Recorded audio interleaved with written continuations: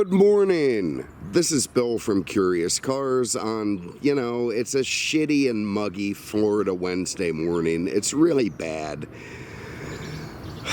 It's already very high humidity. The temperature is not great. It's probably in the low 70s, which technically isn't that bad. But, again, it's March. It's going to be in the mid-80s today, which is just too friggin' hot. And actually, it's going to rain. It's going to rain most of the day. It's not raining now, but that's coming. And with the rain comes a front, and we might see a decent weekend. But, for the moment, my glasses are fogging up, and it's just the typical shit that I'm sick and tired of down here. Which is, again, why I plan to move this summer. And that is happening, or at least it's certainly on target. So anyway, we'll see what happens. I'm getting 12 or so cars ready for an auction that comes up in about a week. It starts next Friday in Punta Gorda. This is one of the cars. I've got, basically I'm trying to liquidate as many cars as I can before the move comes in May. Just to decomplicate things, because for one, I don't really have a shop up there yet. I did secure some storage down here. I am closing my shop down here. So I've got to find a home for a few cars. I've got storage for 6 cars, and I own about 20. So I've got to get rid of as many as I can. So I'm just not. I could become one of those North Carolina people with all the cars in their front yard, which, is fine. I'm happy to live that way, but I prefer not to. So we'll see how many of these things I can dump at the auction. This is going to be a very... Oh, let me just do a quick couple of updates. In the last video, I talked about Chris making his wife drive a sick parrot across the state to a vet while he ate Five Guys burgers. I mean, this is just typical Chris shit. Well, the parrot didn't make it. It assumed room temperature. While the poor wife is alone at the vet's, and Chris is again stuffing his face on the couch in Naples. So, I always... People think it's some kind of a shtick that I say that my friends are terrible, or that, Chris is the worst human on earth. Let me reiterate and say definitively that my friends are terrible, and Chris is the worst human on earth. And we have a dead parrot now to attest to that. This is, again, one of the reasons that I'm moving up there. I will be back in Naples for 4 months, by the way. I did secure, Penelope is a bit of a slumlord, so she has this little shack that she's going to rent me out at an exorbitant cost for 12 months. If my lady friend ends up hating me or hating North Carolina, she can come back and continue. God willing, God, please let her come back and resume her life in Naples while I'm up there. I can only pray that's what happens. But anyway, that has made things easy, having that little shack. It also gives me a home base if I need to get back to Naples for any... That's the only place I know how to make any money at all. I've been terrible at making money my whole life. It's one of the most... It's just not something I'm very good at, but at least I know how to make a little here. I have no concept of how to do it up there, so I have to maintain some semblance of a business down here to keep the ball rolling. But anyway, look, I'm not going to roll into all that. We'll save that for a longer video, because this is going to be a very short one. And the reason it's going to be a short one is because I've got a Cadillac Allante. And again, forgive me if my voice is a bit off or if I'm huffing and puffing. I'm just getting over a flu, which is wonderful. Got it from my snowflake nephew, I'm pretty sure, because they're always sick. That whole family, it's like the plague family. And when I was running home from North Carolina last week, I stopped in to see him in Tampa. He's going to college there, and I'm pretty sure he infected me with whatever this is. And I'm almost over the worst part of it, but now I'm at the part where I have no stamina whatsoever. I take the trash cans up front and I'm sweating and huffing and puffing, and now I'm trying to do a video. So I'm going to plug along, but I'm in absolute misery. So actually, it's really no different from any other time. But anyway, on to this. So I have a Cadillac Allante. I've done no research on this car because I've done like 4 or 5 of these things before. In fact, you're probably sick of looking at them. But the car's here. I'm in Peter's driveway. I'm doing photos. I figure, what the hell? I'm just going to go over these things one more time. This was a car of my youth. It came out in 1987, first model year. I got hired at the Naples Buick Cadillac dealership in 1990. So, these cars were very much current. Not just when I was very interested in cars and reading car magazines and didn't hate everything, everybody, and the world when I was just a young, optimistic kid looking for drugs. So when I got hired there, they were probably coming off lease. They were getting traded in because people hated them. There was a variety of reasons, but there was a bunch of these cars in my purview. And I remember driving one to the bank teller, and I felt like the chairman of the board in this thing. I have to admit, look, when you're 18 years old or whatever, and you don't really know anything, and this was a $54,000 Cadillac in 1987, which makes it like almost $100,000 car today. It felt pretty special, and because of that, it has retained a place in my heart, which I still feel today, even if the car doesn't quite deserve it. This is a '93, the final year. Over the years, they made about 21,000 of these things, which is just not many at all. But 93 is considered by many to be the best, the most collectible. This thing is an absolute cream puff. It was actually owned by the Cadillac dealer in Fort Myers. It was part of his personal collection. The title has his name on it, actually the dealership's name on it. There's a car cover that has, their logo on it. So it's kind of, as far as Allantes go, this is getting to be 17,000 miles, getting to be kind of the best of the best. But in my mind, it's still kind of a piece of shit. But I love it. I love it anyway. But look, we'll get into this thing. That guy named Berger, what the hell was his first name? I think John Berger. It doesn't matter anyway. He was the head of GM, or the head of Cadillac, in the early 80s.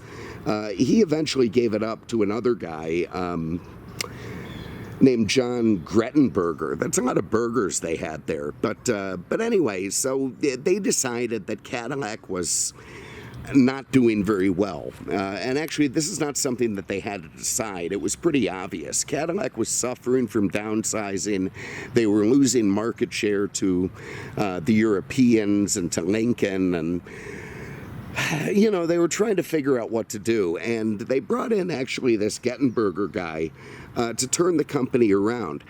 The Allante program had already been started. They had sent some engineers over to Europe, which really pissed off the Cadillac engineers and designers, by the way, because, there they are at their desks coming up with new way to put fake luggage straps on the hoods and Continental kits. All of a sudden, Cadillac decides to make a sporty 2-seat roadster, and they subcontract it to Pininfarina in Italy. So the Allante designer, the Cadillac designers, were pretty annoyed, but I think Grettenberger explained it to him as, look, it's like a brand name like Levi's. Basically, they were trying to make a Nash Healey, which was a very interesting car in the 50s that also had a very long Euro-American production line. But you see, the thing about it is, by the time that the 80s rolled around, there were so many government regulations about bumpers, safety, emissions, that sort of thing, that the guys who were old and were thinking about 50s, 60s, 70s cars, they didn't really put it together in their heads, I don't believe, about how complex it would be to build a car like this in the 1980s and beyond. And I think that's the beginning of where the car started to go south. Secondary to that, they came up with the idea that they would ship parts over to Italy. Italy would assemble the bodies and the drivetrain and that sort of thing, or sorry, just the bodies actually. And then they would fly the cars back on specially designed 747s to Detroit, where they would be finished. It was, this thing has 17,000 miles. That means it probably has more miles in the air than it does on the ground. I mean, it was a ridiculous idea, and against all odds, no, it failed miserably against no odds at all. It could have been predicted to fail, and it did. Basically, Cadillac wanted to take it to Mercedes. They wanted to compete with the SL. They wanted to have a high-profile luxury car that people would, and the press agreed with them at the time. They said, man, what a neat milestone in Cadillac history, creating a very high-end car that's going to compete with Mercedes to a very special slice of the American public, who wants fancy, expensive stuff like this, two-seat roadsters. Problem is, despite all the stuff they got right, and they did get some stuff right. I mean, the Pininfarina design is actually quite lovely and still looks nice today, I think. It still has a very modern appeal. Problem is, it was front-wheel drive. People didn't like that. It had an anemic engine when it came out, the 4.1-liter V8, which was already in use. It was nothing special, and certainly didn't have any horsepower or torque to speak about. And, of course, the quality control issues that went along with trying to make a car in two different continents, with in very little frequent constant, there's oversight in Italy, there's oversight in America, but there's no genuine oversight in both. So the early Allantes were just an absolute nightmare of quality control, squeaks, rattles, leaks. In fact, Pininfarina saw that coming, They knew that the soft top leaked, and they said, GM said, screw it, it's fine, keep going, go ahead with it. And sure enough, people started coming back and complaining. The Allante got a bad reputation. This is something GM has done over and over and over again. They bring out a car that's pretty damn cool in concept. They don't get it right in production. They disappoint everybody. They have bad engines or troubled fit and finish. People get sick of it and they run away. And then by the time it's done, by the time they finish it, they get the thing right, but it's too late. That happened with the Chevy Vega, and it happened now with the Allante. In '87, it came out. They didn't get it right. A bunch of people were willing to give them a chance. They did. It didn't work out. They stopped buying them. They went back to Mercedes, Porsche, BMW, whatever they were going to go back to. And then in '93, all of a sudden, you get this North Star engine, which we're going to go into briefly. You get new suspension all around, which is great. You get, all the stuff people want in fancy cars like traction control and speed-sensitive steering and, really good stuff. And it became a pretty decent car. But by then, it was just too late. The reputation was sealed. The losses had piled up, and there was just no way to continue it. So it was very sad. Anyway, look, I'm going to pause there for a minute. Very quickly, we're going to do a walk around after that, and then we're going to get the hell out of here. This is not going to be a 40-minute video. Bear with me one moment. All right, so it's Bob Berger, head of Cadillac, who started the program. I don't know why I always get these things confused, but he passed it on to John Grettenbergers. A kind of interesting series of burgers. Start inside the trunk, and there's some interesting stuff in the trunk here beyond just it being a trunk. Obviously, it's a decent-sized trunk, which it had to be. For the class, you had to be able to fit golf clubs in it and such, and being front-wheel drive, which was a great failing of this car, by the way, but it did help make for trunk room, and that was good for the class. So you can see it's finished in this traditional sort of GM cheapy gray carpet, while the earlier versions were very nicely finished in a much more expensive carpeted material. But of course, as the Allante program went on and lost money, they had to sort of decontent the cars a little bit to make them, less of a tragic loss for GM. I mean, I want to say they lost $1 billion or more on the whole Allante thing. It does have a high threshold, so you have to lug stuff over the top of it. But it is a decent-sized trunk, and you're not going to have any issue fitting any kids in there. They're gonna get in there pretty nice and tidy, and put the lid down, and everything's fine. But interesting to see the way Caddy had to decontent the cars in order to to minimize their losses. I've always loved that coil cord going up into the deck lid itself from the body, which of course runs the third brake light and some other stuff. Yeah, just neat. Anyway, I do like these cars. I do like the little bespoke third brake lights that they had. I thought that was a neat design. The taillights are a neat design. The bumpers are nicely integrated. You see on this one the 32 valve North Star badging, and you've got Cadillac on the driver taillight and Allante on the passenger side with the accent on the end. Very, oh God. Anyway, let's have a look under the hood. And of course, under the hood was one of the issues with the Allante and why it failed beyond just the front drive platform. So here we go. Here's the final incarnation with an all-aluminum 32-valve North Star. And if you go by the stats, man, in '93, this was a pretty badass ride. I mean, you're talking 290 horsepower, about 300 foot-pounds of torque, very high figures for the time. 4-speed automatic transmission. You got traction control, you got 4-wheel independent suspension, you got ride control, you got speed-sensitive steering, you've got ABS disc brakes.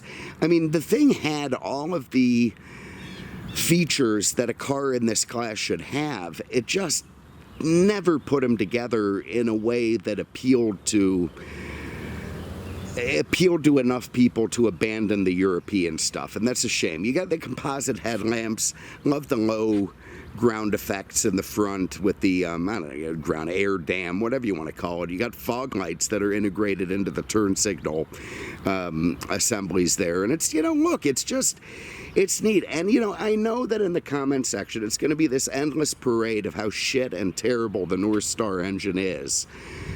And you're not wrong, but look, like every other machine in the world, maintenance goes a very, very long way. So keep the coolant flushed, keep the oil changed, don't overheat the friggin' thing.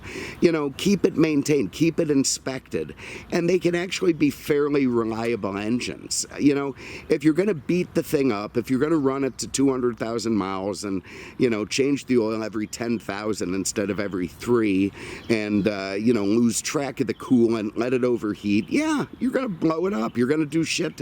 If you keep it nice, if you treat it nice, it's going to treat you nice.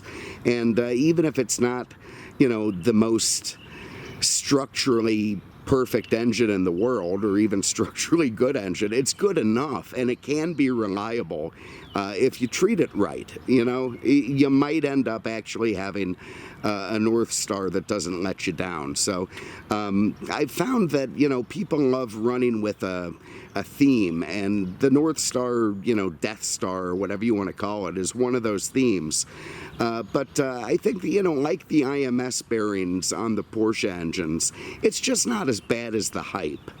And I think that's a shame that these cars do suffer from that. So anyway, there it is. With 17,000 miles, if you treat this one right and you don't overheat it and you keep it nice, it's probably going to treat you nice.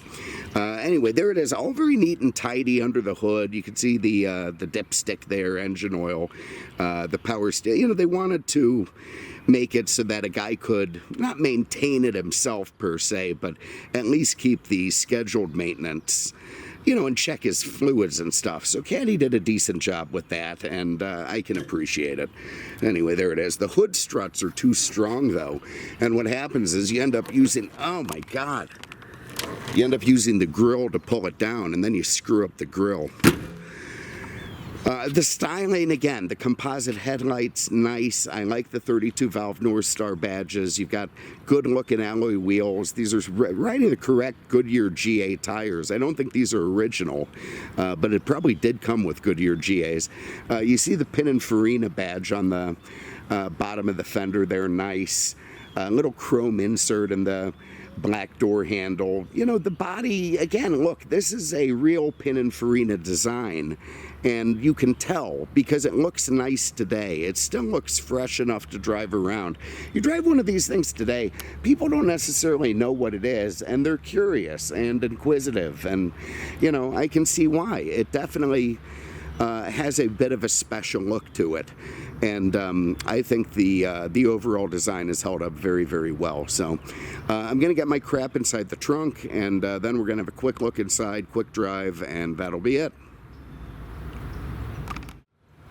Oh God, this flu, I tell you. So off camera, I'm coughing myself into having little mini strokes, which are nice and enjoyable, but frankly a little disconcerting. You can see it's got a couple of twice pipes there on the driver's side, which look nice.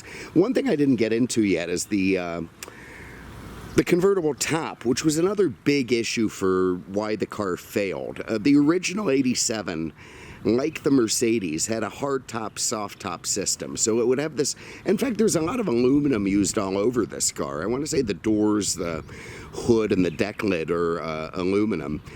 Maybe the fenders. But they used an aluminum hardtop and a soft top.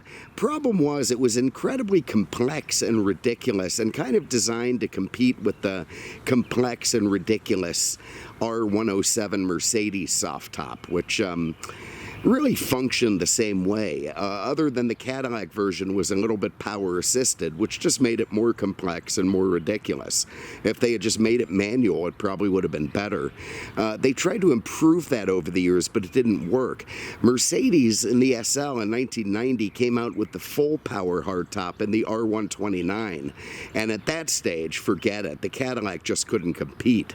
In 1990, the hardtops went to optional in these cars, again part of the cost-saving measures, and by the time 92 rolled around, Cadillac determined they'd have to spend another $500 million to update the Allante to even begin competing with the R129 Mercedes, and that it just wasn't worth it, and they killed it.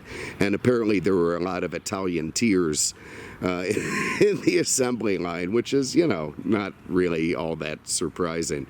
But anyway, and I'm not going to get into showing you the convertible top. I've done that in other Allante videos, which again I'll link to in the description. But long story short, the convertible tops were a big failing in this car. They were not easy to use. They were hated by many of the old guys who tried to use them, and on top of that they leaked. So again, just bad GM design and execution. I do like the way the gas door is kind of secretly hidden in this little panel there on the side. But you open it up, you've got these Recaro seats, which are quite nice, very comfortable, nicely leathered up. You've got a bespoke interior, unlike any other GM car for sure. And again, it is quite nice. And quality control, still has a little bit of that GM 80s and 90s plastic fantastic that likes to warp and bend in the sun. Some of the dashes on these can be atrocious. This one, being a bit of a cream puff, is about as good as they get. But you can even see it's still pulling up a little bit on the corners and a little bit on that defrost vent there. But, for the most part, the interiors were quite handsome.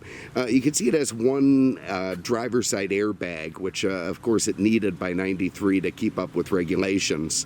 I want to say by 93, Mercedes had it on both sides. So, again, that would have been part of the money Cadillac would have had to spend to update it. But we do have dual power Recaros, which are quite nice. Big chunky headrests, nice and wide. It was a comfortable place to be.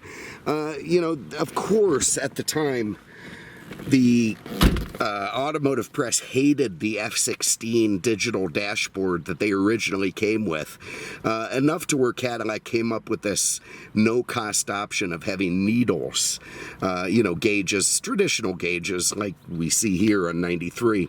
But they're a little bit awkward because you can see they were designed to fit what was originally a full digital panel. But, it's fine. Anyway, you get this row of lights. And these switches appeared in no other GM car, really. Not like this, which, again, added to the expense and cost. But here's all your light control stuff over here. Your power windows, locks, mirrors up here. Let's fire this thing up. Actually, it has a very nice raspy exhaust note, that North Star. You can tell it's got a little beef to it.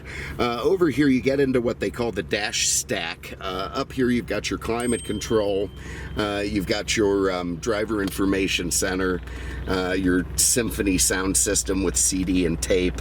There's a Pininfarina badge. You know, look, it's all very cool, angled towards the driver, you know, BMW style. You get over here, you got a glove box. This is interesting, actually. Okay, I put this in here. This is a knife I bought a couple weeks ago. If you were over on Twitter, you would have seen what a retard I am. But this is made by a guy who runs it's called Compliance Edge Knives. I can't remember where I found it, but it's kind of a neat little shtick. Every 2 weeks he releases a series of knives. And I just got fascinated with this idea of having a defensive knife carry. So you tuck it in the back of your belt, you know, assassin style, and you carry it around. So I thought I'd do that. Well, I did that, and the very first time that I got into my truck, the knife edge caught on the back of the seat, somehow came loose, flipped out, and dug itself into the center console. So yeah, that's kind of the last time I tried defensive carry of a knife. I'm much better off with my little, you know, Desert Eagle Micro or Ruger LCP Max. At least I'm not going to stab myself in the kidney, or at a minimum have to buy a new center console. You get over here to the center console, you've got the same cup holders they would have used in Grand Ams and Trans Ams at the time. Very cheap, but they do work, and you know, they'll hold your coffee in. Putting them back is another story. Apparently not that easy. You lift that up, you've got this ashtray here, and this does all remind me of European design in the 80s, you know, these big chunky leather feeling pieces that you know, clip into place. But anyway, there it is. There's your ashtray. You pop this open, you've got pretty good gun storage in here, and a cup holder, not cup holder, a coin holder, but a great place for sort of an elegant 80s piece like a Browning high power knife, as carried by Eddie Murphy in Beverly Hills Cop. So very befitting. The Allante was in a few movies. I want to say it was Tango and Cash. I think Sylvester Stallone drove one, and I believe what was it, Cadillac Man with Robin Williams. He also drove an Allante. So they showed up in a few places in TV in the movie, and why wouldn't they? You know, they were pretty special cars in their time. So anyway, let's go for a spin.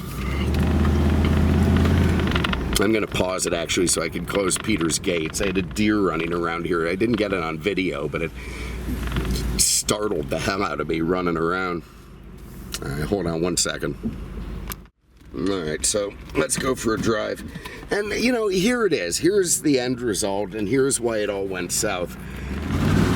All right, you see a little wheel spin there? A little windshield foggery. It doesn't really put on the defrost. That should take care of that. It's not entirely my fault this time. I took this car to a car wash. They just didn't have the will to wash it myself, so they didn't do a great job on the windshield. Reminds me of Dalton. But anyway, you've got a front drive platform. If this thing had been rear drive, it would now, and look, not only would it have done much better at the time, it would be a much more valuable classic today. The front drive thing just really, really hurt it. It just didn't. You know, you got torque. Hey, look, you got 300 horsepower at the front wheels. As much as they engineered the torque steer out of it, you can't help it. On top of that, you know, the fit and finish. You've got vibrations, you've got rattles. You know, when I did this drive to do the photos and video today, I thought, look, I'm going to appraise it up. I'm going to compare it to a similar year R107 Mercedes to see how it held up. And, you know, well, the car has held up well, there's no doubt. I mean, it still drives nice, it's still a fun cruiser. You can tell that the Mercedes is just more tight and together and has held up better. Even with 17,000 miles, this thing has a couple of rattles that just drive me nuts. I think that has to do, by the way, with how somebody tried to repair it recently. They needed to put a new control module in it, and I think they forgot to tighten something up. So it may not be entirely the car's fault, but it still kind of doesn't matter. I mean, that was the issue. The cars just didn't have the tightness and togetherness that a car of that level should, and a car that costs that much should. Now, as a collector car, you know, it's great. The top's down, you got a V8, you got cold air, you got an airbag, you got a nice driving car. Back then, it just didn't cut the mustard until '93, but by then it was just too late. So anyway, look, that was a quick, short take on this car. Thank you for having a look. Really, really appreciate it. We're going to keep plugging along, get to that auction. I'll try to get another video out. I have a Thunderbird Turbo Coupe I'm working on. That would be a fun one, and hopefully I get that done. So otherwise, thank you for having a look. Check us out on X, Twitter, whatever you want to call it, and really appreciate everyone who watches the videos. Take care, and we'll see you with the next one.